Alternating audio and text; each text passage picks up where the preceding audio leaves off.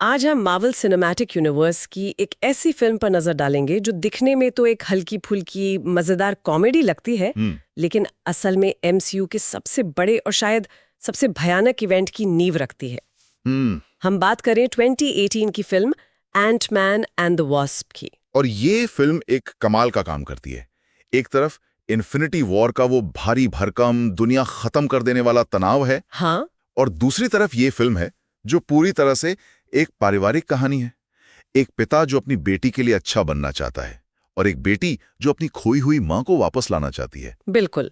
हमारे पास जो स्रोत हैं वो इस फिल्म की कहानी को परत दर परत खोलते हैं। तो आज की हमारी ये गहरी पड़ताल इसी बात पर है कि कैसे ये छोटी सी निजी कहानी एमसीयू की सबसे बड़ी पहेली का हल बन जाती है। कैसे एक पारिवारिक बचाव अभियान पूरे यूनिवर्स को बचाने की चाबी बन जाता है। हाँ, और कैसे ये फिल्म अवेंजर्स, इन्फिनिटी वॉर और एंड गेम के बीच एक बहुत ही जरूरी पुल का काम करती है। इस फिल्म का सबसे बड़ा कमाल यही है कि ये एमसीयू के सबसे विशाल, सबसे कॉस्मिक आइडिया को, मतलब क्वांटम रेल्म को, एक बहुत ही जमीनी और मानवीय कहानी के जरिए पेश करती हैं। सही बात है।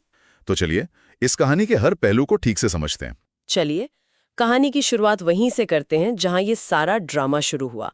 एक मिशन जो हीरोइक तो था, लेकिन जिसने एक परिवार को हमेशा के लिए तोड़ दिया। साल है 1987। हाँ, और ओरिजिनल एंटमैन हैंक पिम और उनकी पत्नी जेनेट वैन डाइन, जो ओरिजिनल वॉस्प्स थीं, एक सोवियत मिसाइल को रोकने के मिशन पर हैं। और यहाँ पर हालात बहुत गंभीर हैं। मिसाइल अमेरिका की तरफ बढ़ रही है और उसका बाहरी कवच इतना मजबूत है कि उसे बाहर से नहीं रोका जा सकता। मतलब एकमात्र रास्ता है कि कोई अंदर जाकर उसे निष्क्रिय करे। हाँ, और यहीं पर जेनेट एक ऐसा फैसला लेती हैं जिससे हैंक पिम हमेशा डरते थे। वो अपने सूट के रेगुलेटर को डिसेबल कर देती हैं और अपना आकार सब एटॉमिक लेवल तक छोटा कर लेती हैं। सब एटॉमिक, इसका मतलब क्या हुआ? मतलब एक एटम से भी छोटा। हाँ बिल्कुल, इतना छोटा कि आप हमारी जानी पहचानी स्पेस टाइम की दुनिया से ही बाहर निकल जाते हैं। आप एक ऐसी डायमेंशन में पहुंच जाते हैं जहां फिजिक्स के नियम, समय की रफ्तार, सब कुछ बदल जाता है। इसी को हैंक पिम क्वांटम रेल्म कहते हैं। हाँ, और यही वजह है कि उनके लिए वहां जाना पॉइंट ऑफ नो रिटर्न था। वहां से वापस आने का कोई रास्ता उन्हें नहीं मालूम था। मिसाइल तो रुक जाती है, लेकिन जेनेट हमेशा के लिए उस क्वांटम रेल्म में खो जाती हैं। हैंक के लिए ये सिर्फ एक मिशन का अंत नहीं था, ये उनकी दुनिया का अंत था। उन्होंने तो मान लिया था कि उनकी पत्नी मर चुकी हैं, और ये घाव हैंक पिम पिछले 30 सालों से अपने साथ लेकर चल रहे थे। ये सिर्फ एक बैक स्टोरी नहीं है, ये फिल्म का इमोशनल सेंटर है। उनका वो चिड़चिड़ा स्वभाव, हर किसी पर शक करना, और अपनी टेक्नोलॉजी को लेकर उनका हद से ज्यादा प्रोटेक्टिव होना। हाँ, सब कुछ इसी घटना से जुड़ा है, रेस्ट पर है। मतलब घर में ही कैद। हाँ, पैर में एक एंकल मॉनिटर बंधा है और एफबीआई एजेंट जिमी वू उस पर 24 घंटे नजर रखे हुआ है। और वो अपना समय कैसे बिता रहा है? अपनी बेटी कैसी के साथ कार्डबोर्ड के किलों में खेलना, ऑनलाइन मैजिक ट्रिक सीखना, और एक सिक्योरिटी कंपनी शुरू करने की कोशिश करना। वो अब सुपर हीरो नहीं बनना चाहता, वो बस एक अच्छा पिता बनना चाहता है जो अपनी बेटी को निराश ना करे। उसकी दुनिया बहुत छोटी हो गई है। ये बात स्कॉट के कैरेक्टर को बहुत रिलेटेबल बनाती है। थॉर दुनिया बचा रहा है, टोनी स्टार्क नई टेक्नोलॉजी बना रहा है, और स्कॉट लैंग बस ये चाहता है कि उसकी बेटी उसे एक हीरो समझे। लेकिन ये शांति ज्यादा देर टिकने वाली नहीं थी। एक रात नहाते समय उसे एक अजीब सा सपना, या कहें कि एक विजन आता है। वो खुद को क्वांटम रेल्म में देखता है और वहां उसे जेनेट वैन डाइन दिखाई देती हैं। और वो अपनी बेटी होप के बचपन की एक याद जी रही होती हैं। जागने पर स्कॉट को पता चलता है कि ये कोई आम सपना नहीं था। उसे वो बातें और वो जगह देखी जिनके बारे में उसे कुछ पता नहीं था। ये कहानी का असली टर्निंग पॉइंट है। बिल्कुल। मतलब जेनेट की यादें स्कॉट के दिमाग में, पर ये हुआ कैसे? ये कैसे मुमकिन है? इसे ही क्वांटम एंटेंगलमेंट कहते हैं। ये एक थ्योरी है कि जब दो कण एक दूसरे से जुड़ जाते हैं तो वो कितनी भी दूर क्यों ना हो, एक दूसरे को प्रभावित करते रहते हैं। अच्छा। जब स्कॉट पहली फिल्म में सब एटॉमिक गया था तो शायद उसके कण अनजाने में जेनेट के कणों से किसी तरह जुड़ गए थे। अब वो हजारों मील दूर होकर भी एक दूसरे से कनेक्टेड है। तो ये फिजिक्स से ज्यादा मैजिक जैसा लगता है। हाँ, लेकिन यही कहानी का वैज्ञानिक आधार है, और ये इस बात का पहला ठोस सबूत है कि जेनेट न सिर्फ जिंदा है बल्कि वो कम्युनिकेट करने की कोशिश कर रही है। स्कॉट तुरंत हैंक और होप को फोन करता है, जिनसे उसकी 2 साल से बात नहीं हुई है। और जाहिर है हैंक और होप उससे नाराज हैं, क्योंकि स्कॉट की वजह से ही उन्हें भी एफबीआई से छिपकर रहना पड़ रहा था। लेकिन जैसे ही स्कॉट जैनेट की यादों के बारे में बताता है, हैंक की आंखों में 30 साल बाद उम्मीद की एक किरण दिखाई देती है और यहीं से मिशन शुरू होता है। मिशन जेनेट को वापस लाना। और इस बार होप सिर्फ साइड में नहीं खड़ी है, वो अब द वॉस्प है। उसके पास एक एडवांस सूट है जिसमें विंग्स हैं, ब्लास्टर्स हैं और उसकी फाइटिंग स्किल्स स्कॉट से कई ज्यादा बेहतर हैं। वो इस मिशन की असली लीडर है। मिशन साफ है, एक क्वांटम टनल बनाना है जिससे क्वांटम रेल्म तक एक अस्थायी रास्ता खोला जा सके। लेकिन इसके लिए उन्हें एक आखिरी हिस्से की जरूरत है और यहीं पर कहानी में कॉम्प्लिकेशंस शुरू होते हैं। घोस्ट। हालांकि मुझे लगता है कि उसे विलन कहना ही गलत है। बिल्कुल सही, वो एक पारंपरिक विलन है ही नहीं, वो एक शिकार है, हालात का शिकार। कहानी ये है कि एवा के पिता एलायस स्टार हैंक पिम के पुराने सहयोगी थे। एक क्वांटम एक्सपेरिमेंट में हुए धमाके में एवा के माता पिता मारे गए और एवा का शरीर हमेशा के लिए बदल गया। उसे मॉलिक्यूलर डिसइक्विलिब्रियम नाम की एक कंडीशन हो गई। इसका मतलब क्या है? इसका मतलब है कि उसके शरीर के सेल्स लगातार टूट रहे हैं और फिर से जुड़ रहे हैं। वो कभी ठोस होती है, कभी अदृश्य, वो दीवारों के आर पार जा सकती है। सुनने में तो ये एक सुपर पावर लगती है, लेकिन असल में एक भयंकर दर्द है। उसे हर पल ऐसा महसूस होता है जैसे उसका शरीर फट रहा है और उसे ठीक करने का कोई तरीका नहीं है सिवाय एक के।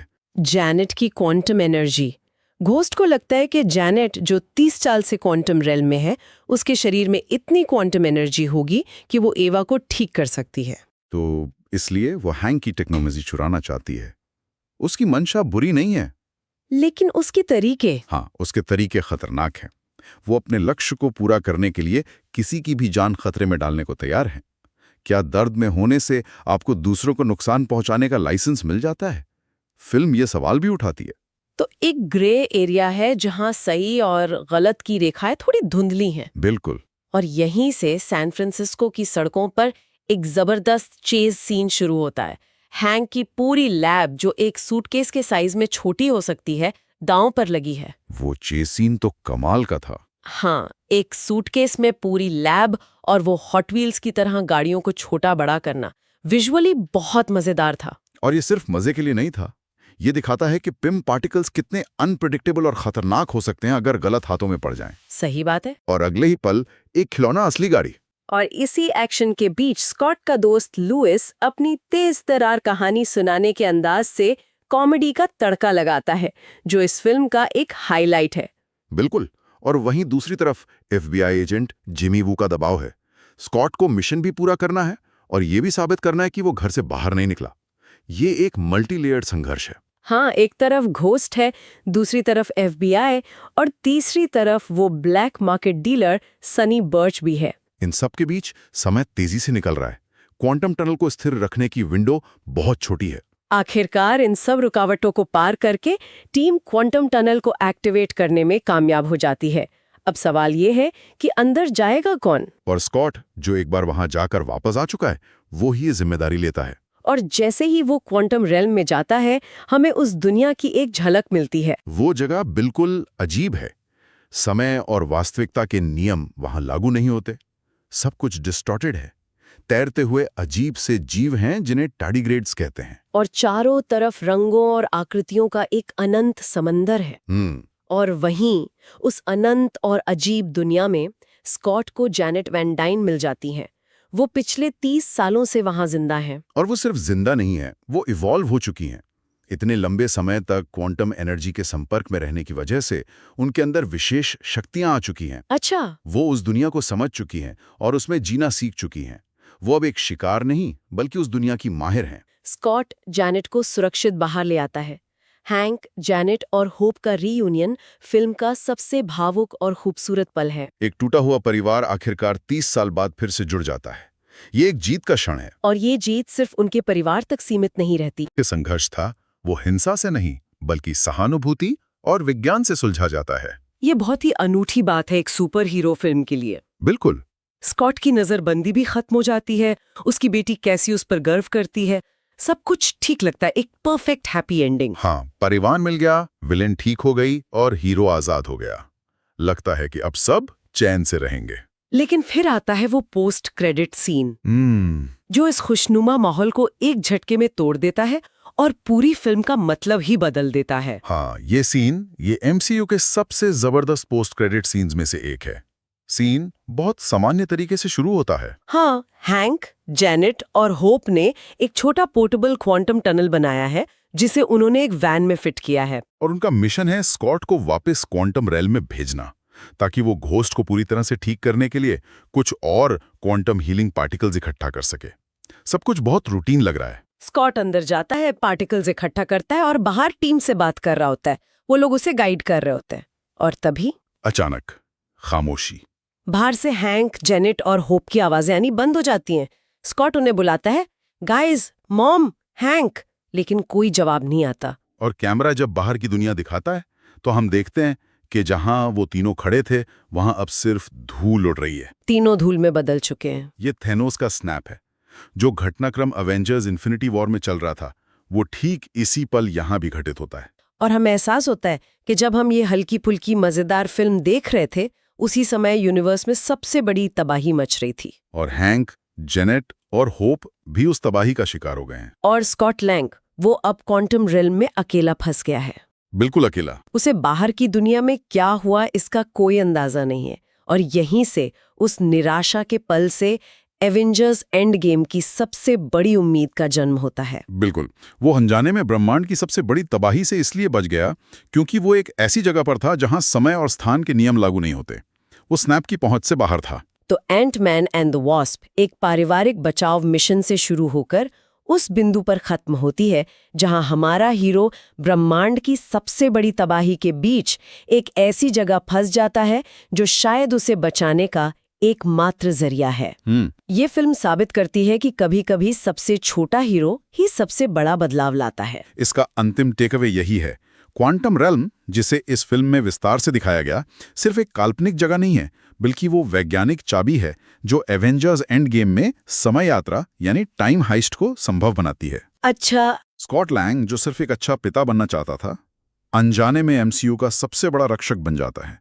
ये एक एक्सीडेंटल हीरो की कहानी है। स्रोत बताते हैं कि जेनेट क्वांटम रेल्म में 30 साल तक रहीं और इस दौरान उन्होंने नई शक्तियां हासिल की और वहां के वातावरण में ढलना सीख लिया। और ये भी कि वहां समय अलग तरह से काम करता है। तो सोचने वाली बात यह है, जब स्कॉट वहां फंसा था तो उसके नजरिए से तो सिर्फ 5 घंटे बीते थे, लेकिन बाहर की दुनिया में 5 साल गुजर गए। हाँ, तो क्या उन 5 घंटों में क्वांटम रेल में स्कॉट को भी किसी तरह बदला? क्या उसने भी वहां रहते हुए ऐसा कोई ज्ञान या क्षमता हासिल की जिसने बाद में एवेंजर्स की मदद की? शायद टाइम हाइस्ट का आइडिया सिर्फ एक तुक्का नहीं था, बल्कि क्वांटम रेल में बिताए गए उन पलों का नतीजा था जहां उसने समय को एक अलग नजरिए से महसूस किया।